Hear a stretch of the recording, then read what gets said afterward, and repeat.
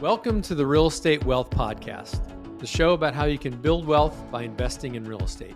I'm your host, Ed Aloe, founder and CEO of CalCap Advisors. I'll dive deep into multifamily investing in today's current market. I'll also help you acquire the knowledge and tools necessary to generate passive income for life through discussions with friends and experts in the industry.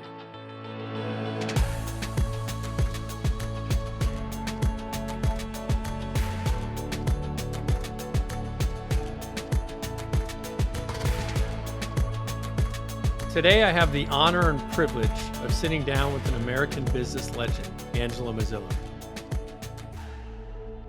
Angelo is the former founder, chairman, and CEO of Countrywide Financial. During his tenure, Countrywide became the largest private mortgage lender in the country, with $500 billion per year of loan production, 62,000 employees, 900 offices, and assets over $200 billion. Angelo is a well-known leader, having served on boards for the National Housing Endowment, the Joint Center for Housing Studies at Harvard University, Homes for Working Families, the Home Depot, and many others. He also served as president of the Mortgage Bankers Association from 1991 to 1992. He was inducted into the National Association of Home Builders Hall of Fame. He is a recipient of the Ellis Island Medal of Honor, the National Housing Person of the Year, the Albert Schweitzer Prize for Humanitarianism. He received the Italian American Foundation Prize for Humanitarian Services, and also was the winner of the prestigious Horatio Alger Award.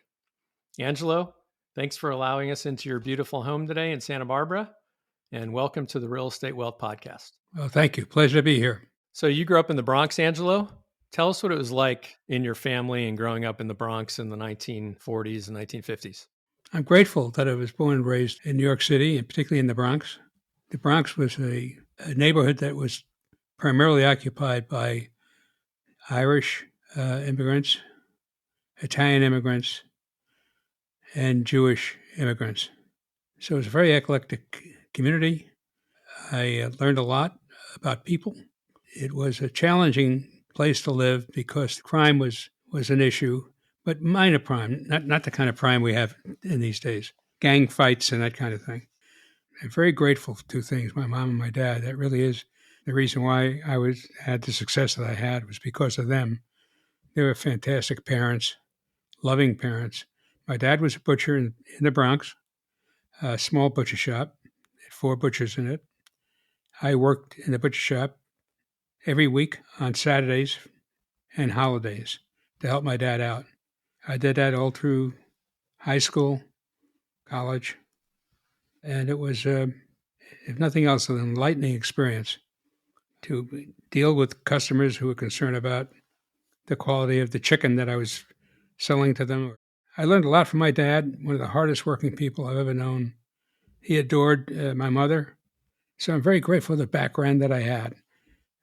Every bit of it, the good and the bad, all helped me develop who I was. And you began working pretty early as a young boy. Probably most people can't believe, but in the mortgage business, you actually started in the 8th grade. Yeah, because you had to be a certain age to work.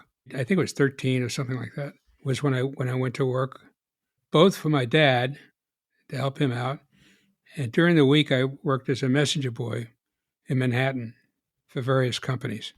And so what drove you at that young age to get out there and start working? The need for money.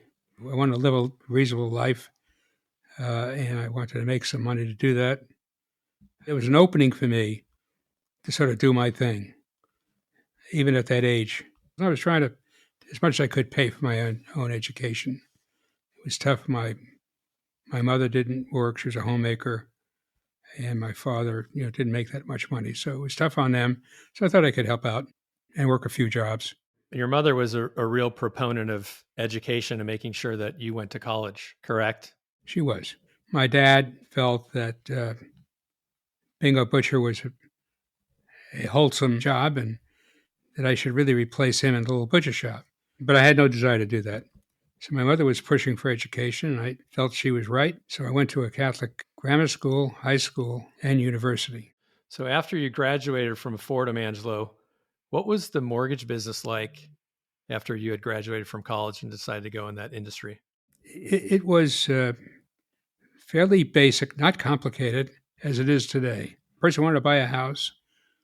You took a loan application. You got a credit report to see if they're credit worthy. You got a verification of employment to make sure they're employed, make sure they have money in the bank for the down payment. And then you filled out the government form to get the final approval from them. It was a cumbersome process, but that's the way it worked.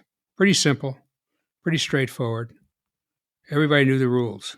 Mortgage banking was a relatively small industry for homes. Banks did most of the lending for mortgages. And after college, you ended up moving to Virginia. I read when you went to Florida, you felt there was a gold rush going on at the time. Can you kind of explain what happened when you moved to Florida and what you meant by that gold rush? Well, when I was working as a messenger boy, I was working for a mortgage company in Manhattan. I hustled, I worked hard. The head of that mortgage company was a gentleman by the name of Edwin Katz. I guess he liked what he saw. So he introduced me to a fellow by the name of David Loeb, who eventually became my partner. David Loeb lived in Virginia. He had a small mortgage operation, and he asked Katz to have me go down there and build that mortgage operation for him. That's how I got to Virginia.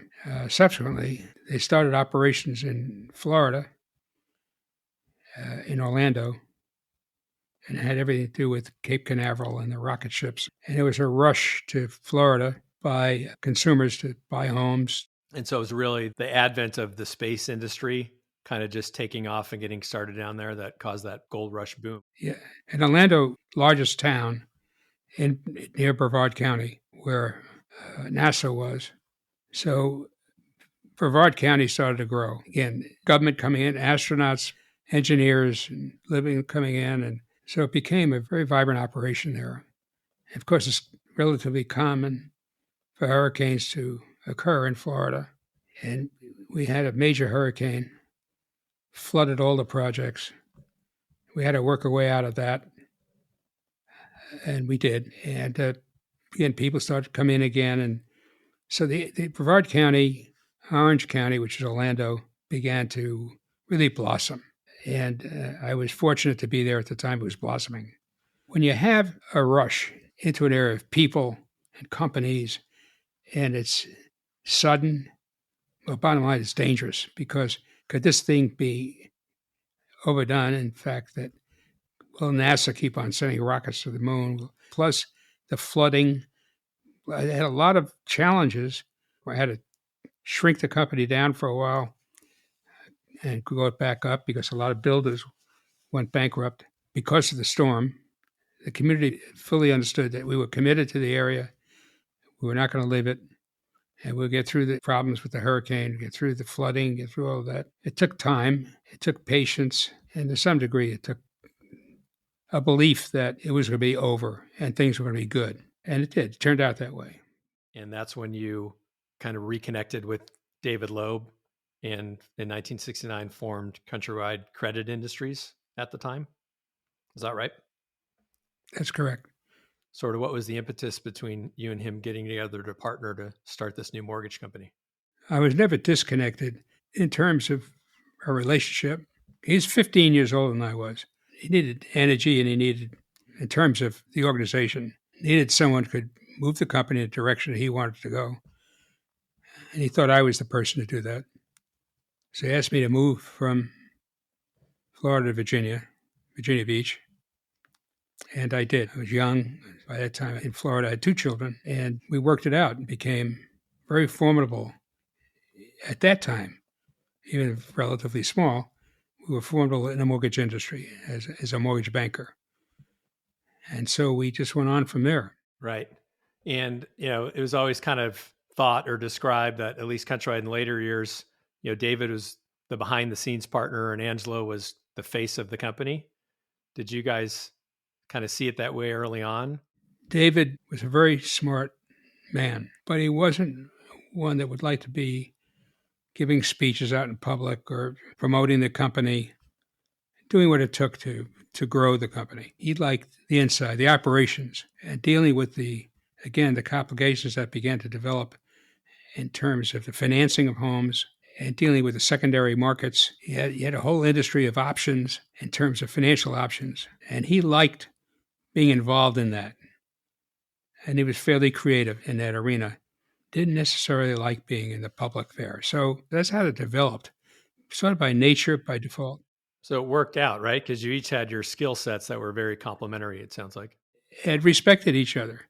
He respected my ability to grow the business, to bring in customers, respected that part of it. And I respected his arithmetic, mathematical, and equation skills. He was very well versed in the financial markets and liked it. So I had the benefit of his efforts in terms of finding relatively reasonable financing.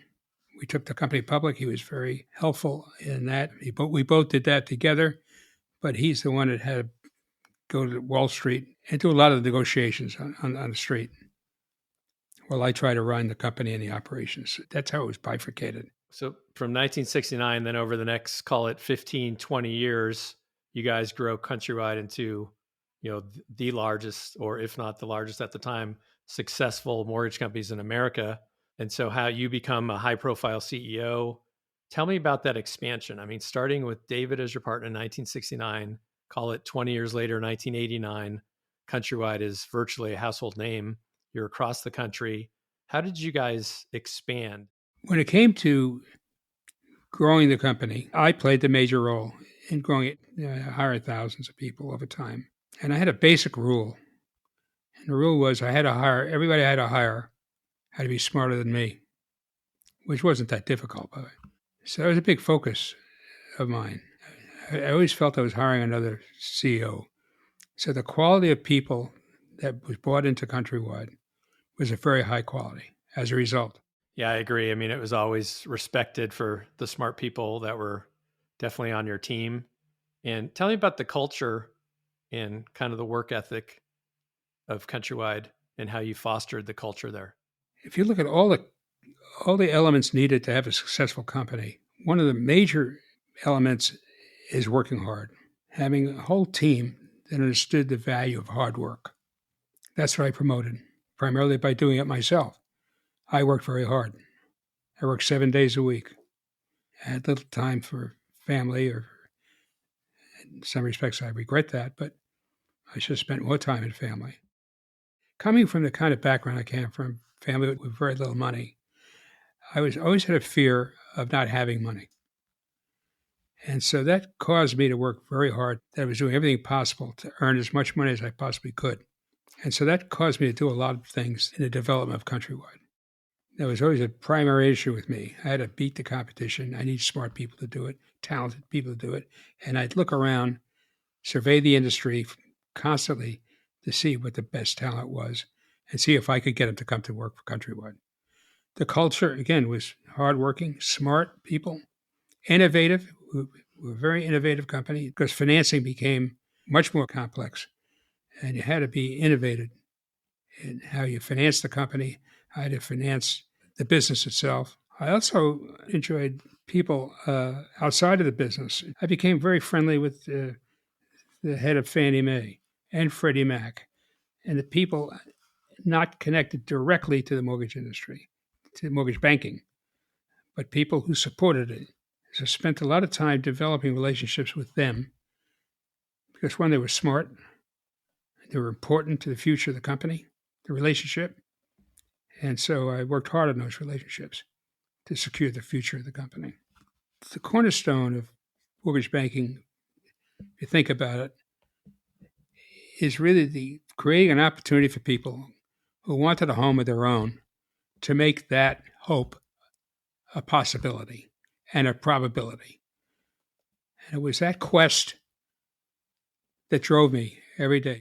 It's the major way most people build wealth in America is the opportunity for home ownership.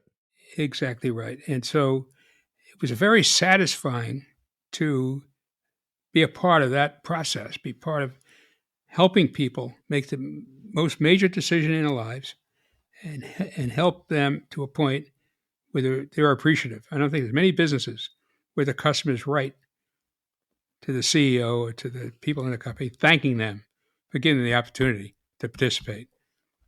And that's what drove me, is to make people happy. I liked making people happy because it made me happy.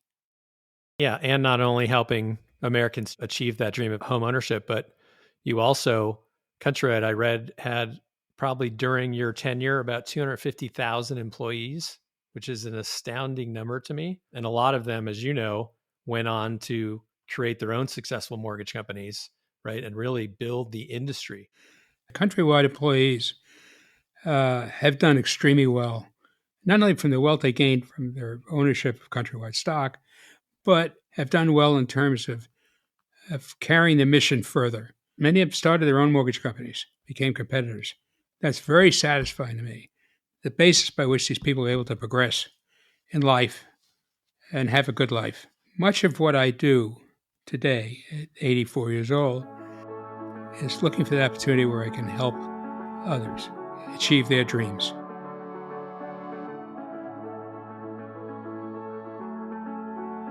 So, Angelo, getting back to the 90s, early 2000s, you were a regular on CNBC. Barron's named you one of the top 30 CEOs in the world.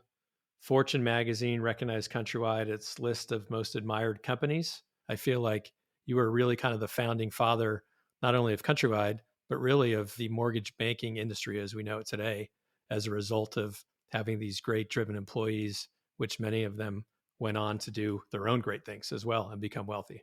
I mean, you were kind of almost a rock star in the business sense. The hard work and vision you had as a young boy and a young man came to fruition. But I'm just curious what those times were like for you in the late 90s, early 2000s.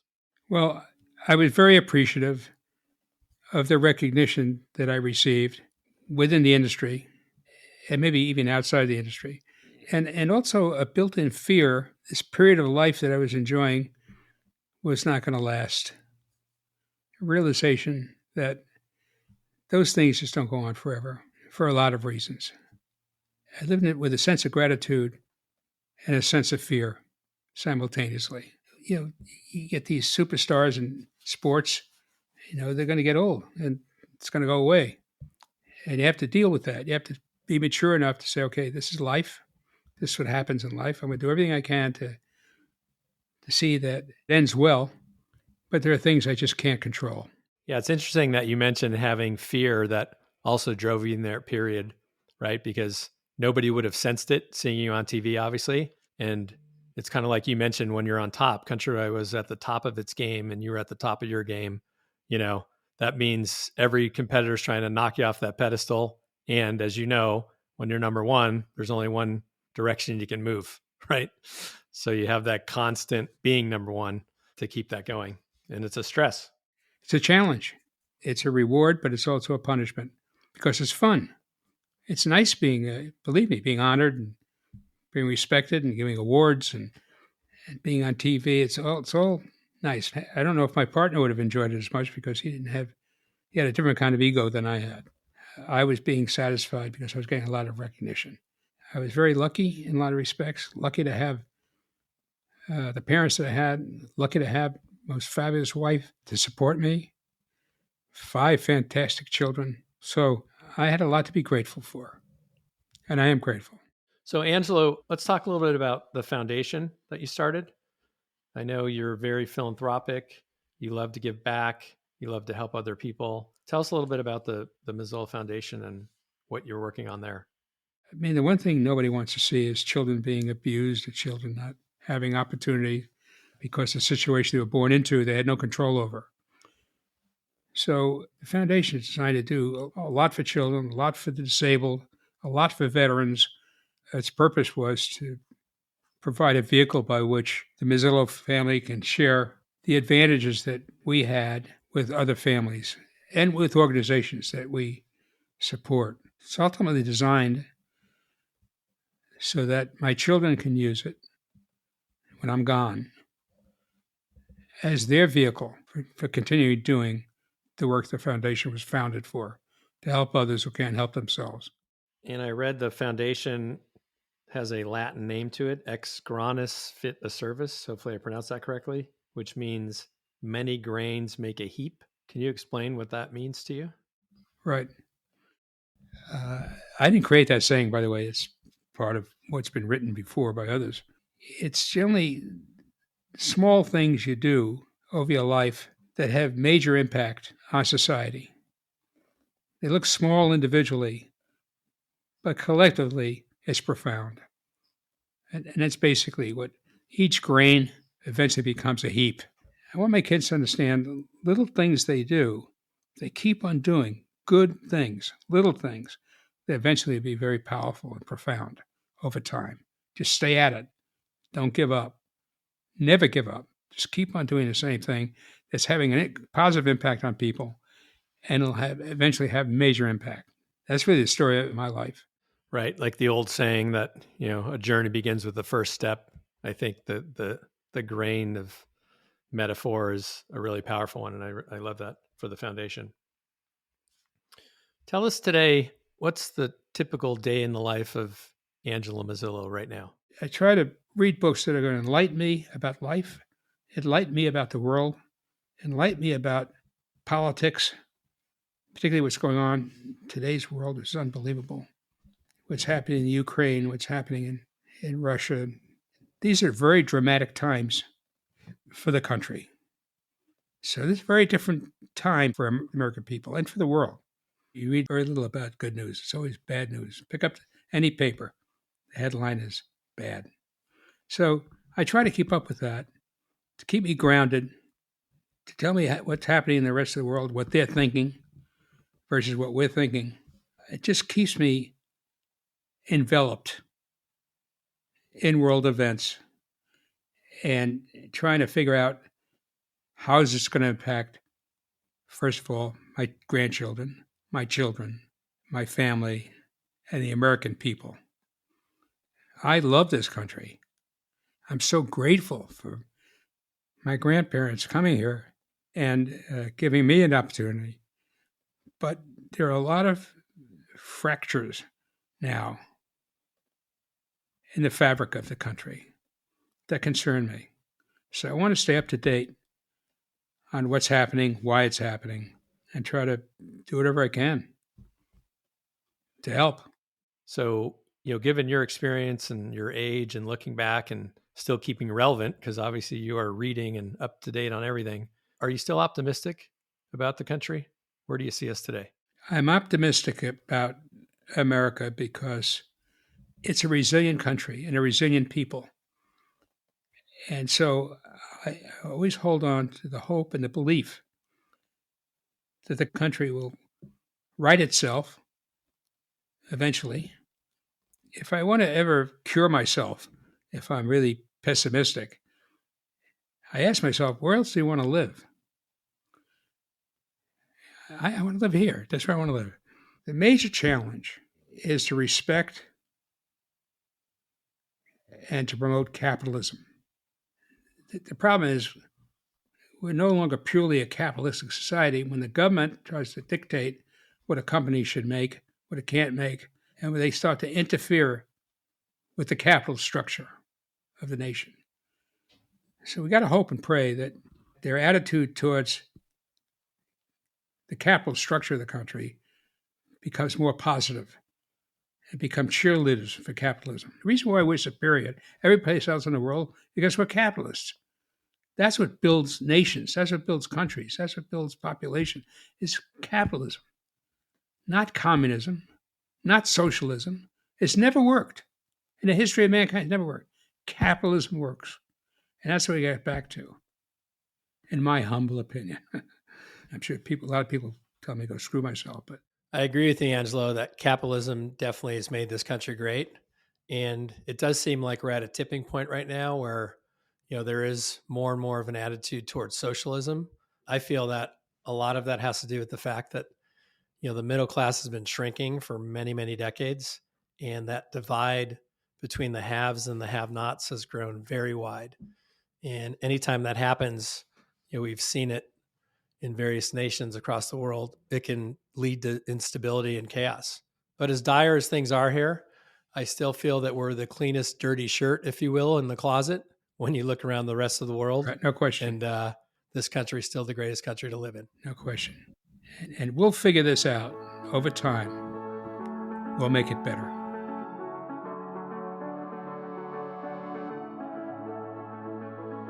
So let's talk about the family for a minute, if we can shift gears.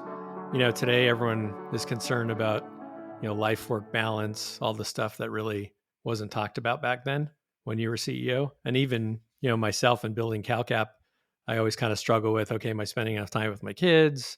Because we all get caught up when we love what we're doing and building something. And I know back in that day, you were on the road a lot when your kids were growing up, and, your wife was kind of home manning the ship there. You had mentioned regrets. I'm just curious, kind of when you look back, would you have done anything differently or not? Understanding my personality and what drives me, I probably wouldn't have done anything differently. I should have. I regret that I didn't, but thank God I had the wife that I had, because she created part of the balance that I should have provided. She did that. I traveled probably 70% of my life was on the road, countrywide, all over the world. And she had to pick up the pieces. And she did a magnificent job. So I'm grateful to her. The old saying that behind every successful man, there's an equally strong woman. And she left 5 children, 11 grandchildren behind. Correct. Tell us about Phyllis. Phyllis was a very kind person, very mature in terms of what her priorities were. We lived on the same street. She lived in an apartment house. I lived in a 2-story rental house, and just really met on the sidewalk. And it went on from there. We dated and ultimately got married. Her priorities were her children. They came first. I learned that the hard way. She knew what her goals were, and the children had the utmost respect for her because of who she was. She was honest, always honest. And she was a great partner for me, because a lot of what we do in CEOs are social occasions, and she was perfect because she was just kind and sweet. And the kids picked up on that. I never had anybody come to me, 5 children, and say, "Mom's mean." So never. Yep. No, I've heard that from your kids, and some of your grandkids who I happen to know felt the same way about Phyllis. Tremendous, tremendous woman. I know I wouldn't have been as successful as I was without her. She was the cornerstone for me. She was my rock. She was the one I could depend upon. Angelo, one last question, and this has been great. Describe your legacy. How do you most wish to be remembered? I want to be remembered as a nice guy who did his best. That's what I remember. A nice guy who did his best. That's great. That's simple and beautiful. I love that. Anything else you want to say that I didn't ask?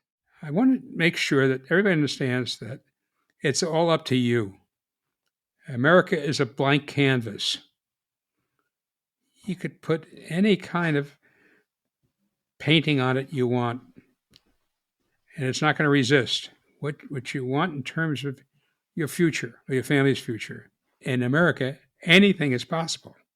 That's what I try to tell young people when I speak at schools, that they're fortunate to be in this country because their dreams can become reality.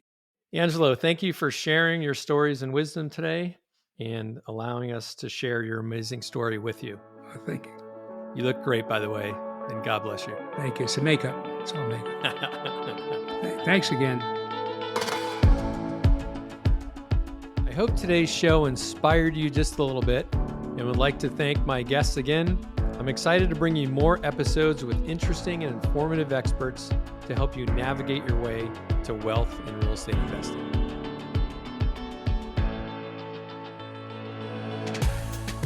Thanks for listening to the Real Estate Wealth Podcast. The Real Estate Wealth Podcast is produced by Gusto, a Matter company. Our producer and audio engineer is Jeanette Harris-Courts, with support from Gabe Garzon and Susan Rangel. Maya LaPearl is our writer. For show notes and more information about this podcast, visit edaloe.com.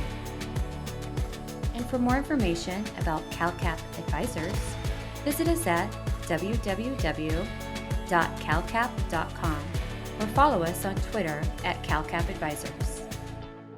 I'm your host, Ed Aloe, and thank you for listening.